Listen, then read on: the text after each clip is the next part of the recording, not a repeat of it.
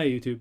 I know I said I wasn't going to do this, but I figured that Twitch gets exclusives and that sometimes I don't upload a game if I don't enjoy it, let's say. So this is a YouTube exclusive. I think it's the first one on the channel. But anyway, review for Resident Evil Village Shadows of Rose DLC.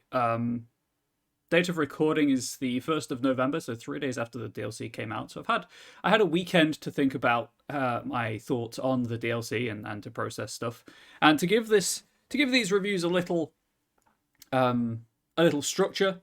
I thought that I would kind of introduce it by saying what the game is, and then what I liked, what I didn't like, and then were this live on Twitch, I would be answering like Twitch questions using Twitch chat to get prompts that I could reply to and build on. But this is not on Twitch, so I can't. But if you have any questions or comments, please do leave them in the comments, below the video. Okay, so what is the Shadows of Rose? It's DLC for Resident Evil Village. Resident Evil Village came out in 2021 and was probably one of my favorite games of the year.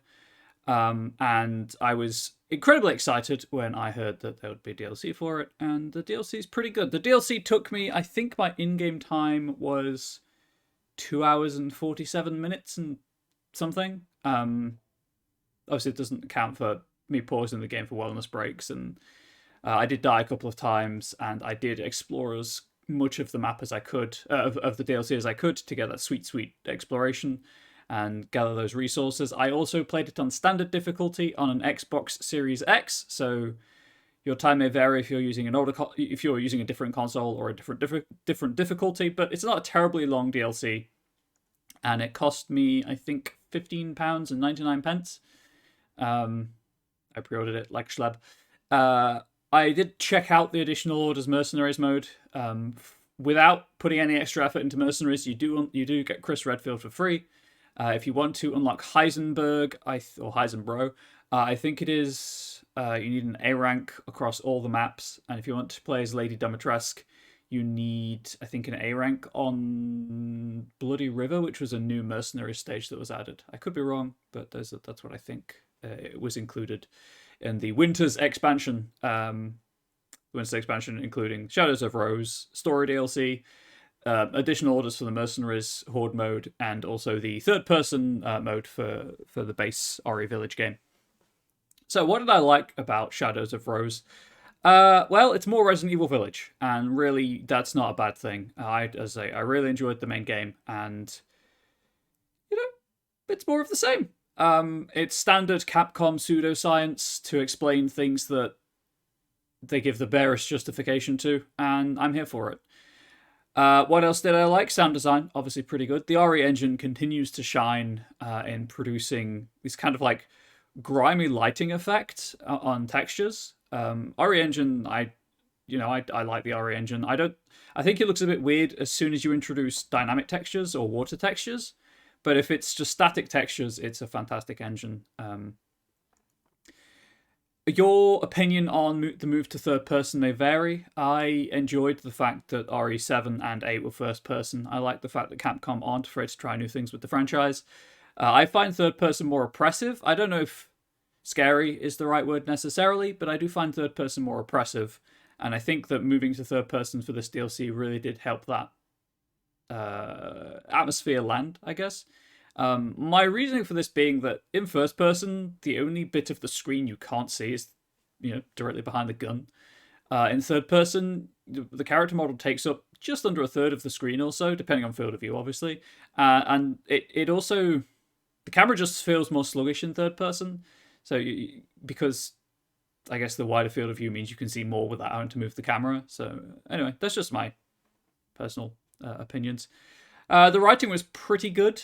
I'm going to say more on that later, but as I'm trying to keep this relatively spoiler-free, there will be a spoiler warning at the end of the review where I will discuss the kind of the one bit of the writing that I wasn't a fan of. What didn't I like? Its length, as I say, it's 2 hours and 47 minutes. I would have appreciated it being longer, but at the same time, it didn't overstay its welcome, so that's pretty good.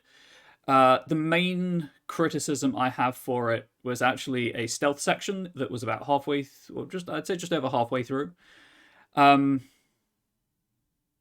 it's a truism that stealth sections in games that aren't predominantly stealth focused just aren't that great, and that held true here.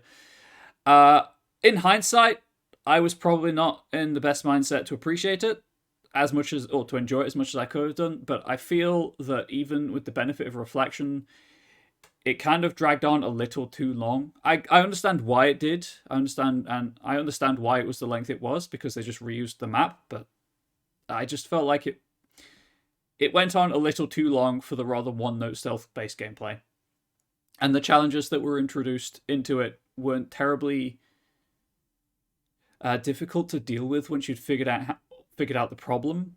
Obviously, stealth-based games like Dishonored, they keep things interesting by throwing new mechanics or giving you loads of alternate routes, whereas this was literally just a corridor that you had to get through without being caught.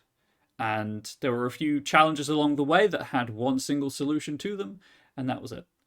So your mileage may vary on that, but that was pretty much the only thing I didn't really enjoy. Going back to the writing thing, I did slip my mind. Something I did enjoy was the, not really twist, but reveal about halfway through. It was very well handled. Mostly my dissatisfaction with the DLC is entirely down to its length and to its stealth section. Writing was pretty good. The puzzles were pretty good. I guess, yeah, we'll go from this into like a wrap up before I handle the spoiler and then the score. Wrap up of the review. The TLDR version, pretty good. Enjoyed it. I realized the TLDR should be at the start. I liked revisiting older areas.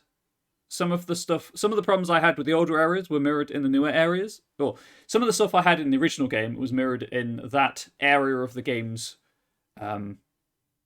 revisit in the DLC, let's say. I'm trying not to spoil too much, but they do just reuse maps from Village, save time and money.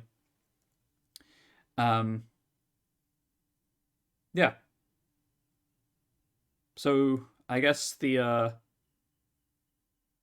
you know what? I'll give the score now, and then I'll do the spoiler alert, so that if you are not interested in the spoiler, you can just leave the video here, but if you are, you can stick around for it. So, because it is pretty well written, looks great, plays pretty good, it's more Village, as I said. It's not perfect, but it does play great, it looks great, the voice acting was pretty good, and we got to see some more of the characters that we have grown to enjoy the company of throughout the series. I will happily give this a 9 out of 10. Spoiler alert from here on out, so if you were here just for the score and my initial thoughts, feedback, there you go. It's pretty good. It's mostly worth the price of admission, and I can see myself replaying it. Spoiler alert. Light spoilers, but spoiler alert nonetheless. I'll try to keep it as vague as possible, but the DLC actually ends before Ori Village's epilogue. So there's actually no resolution into anything, really. It answers a couple of questions that I had during the epilogue that I just made assumptions to. I filled in the blanks, and, I wasn't completely off. But, yeah, there's no actual narrative resolution to Ori Village's storyline or to Ori 7's storyline.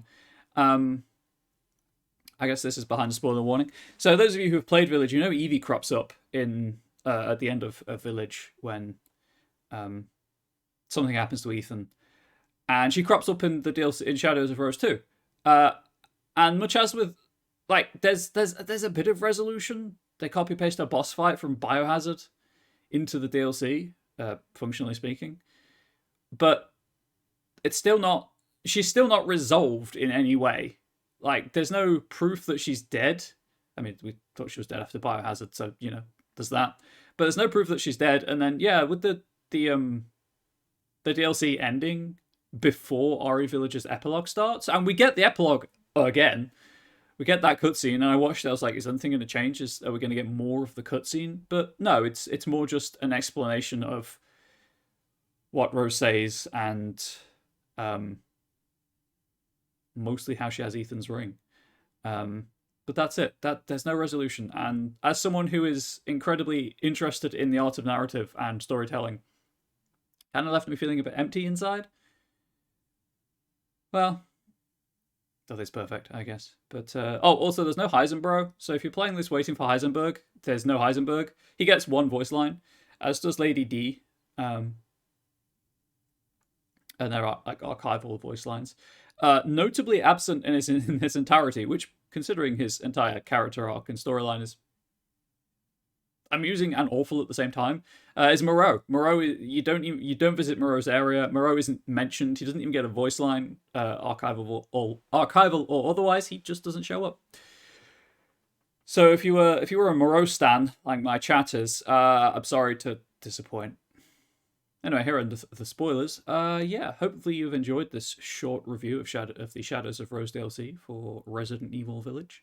Obviously, if you have any thoughts, comments, or criticism, please do let me know in the comment section below. If you are interested in such content, like, I don't know if I'm going to keep doing these reviews. I'm going to try a couple, obviously, as an experiment. But please do let me know what you thought if you want more of them in the comments.